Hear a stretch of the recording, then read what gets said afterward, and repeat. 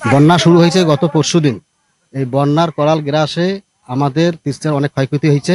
এর মধ্যে বিশেষ করে যে ক্ষয়ক্ষতি হয়েছে পাট ক্ষেতের, অনেকে পাট মানে কাটি রাখছে, এই কাটা আঠি বাঁধা পাট ভেসে গেছে। আর ফসল, এই যে সামনে যা আমন ধান আছে, এই আমন ধানের বীজতলা বীজতলায় প্রচুর ক্ষয়ক্ষতি হয়েছে।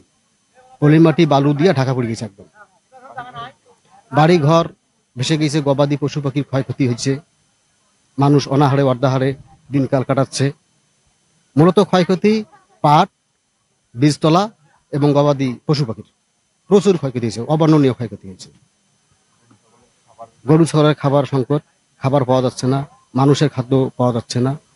সব মিলে আমরা মোটামুটিভাবে একটু দুর্বিষহ জীবনযাপন করতেছি। আমাদের তিস্তা নদীর পানি হঠাৎ ছাড়ার পর আমরা এলাকাবাসী কেউ জানি না, এবং এই পানি আসার পর মানুষের দুর্ভিক্ষ হয়ে যায় এবং কষ্টে বাস করে এবং বাড়িঘর তলে যায়, অনেক নানান জিনিস ক্ষতি হয়।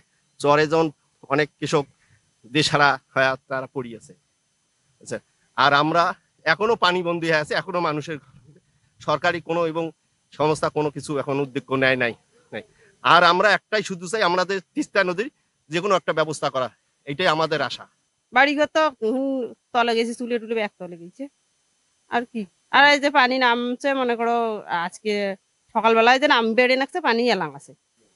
রান্না বাড়ি কি রোজ যে সরগড়ক শুকনে চিড়ে ভিজি ভিজি খোয়াছি, পরে যে গ্যাস আনছি, আনি গ্যাসের কোনোরকম ভাবে বাঁচা তো খেয়েছে সরগড়ক।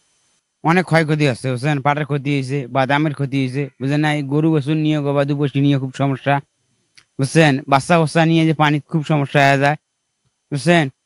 এটা পানি এখানে হঠাৎ করে ছাই দেয় ওরা। আমরা চাই যে এই পানিটা যেন হঠাৎ করে ওরা ছাড়ি না দেয়। এই জন্য আমার সরকারের কাছে আবেদন, এটার জন্য একটু ব্যবস্থা করে। হঠাৎ ফজরের নামাজের পর আনুমানিক 4:30টার দিক আমার বাড়ির পাশেই অবশ্য, আমি নামাজ শেষে দেখি যে পানি আসতেছে, খুব জোরেই আসতেছে। 4:30 থেকে 5টা 6টা 7টা পর্যন্ত পানি আসলো।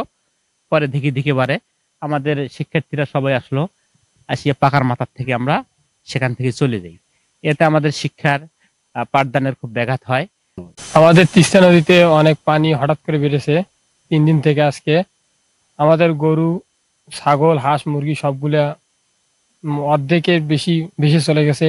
আমাদের জমিতে অনেক পাট ছিল, পাট অনেকগুলো চলে গেছে নদীর পানিতে। হঠাৎ করে পানি বৃদ্ধি পাওয়ার কারণে আমাদের অনেক অসুবিধা হয়েছে। আমাদের খাওয়ার ব্যবস্থা নাই, মানে থাকার মতো কোনো ওয়ে নাই। আমরা অনেক ডিপ্রেশনে আছি, অনেক মানে ক্ষয়ক্ষতির মধ্যে রয়েছি। আমরা চাই যে তিস্তা নদীর কাজটা অতি তাড়াতাড়ি শুরু হওয়ার জন্য বিশেষভাবে বলা হচ্ছে সরকারকে।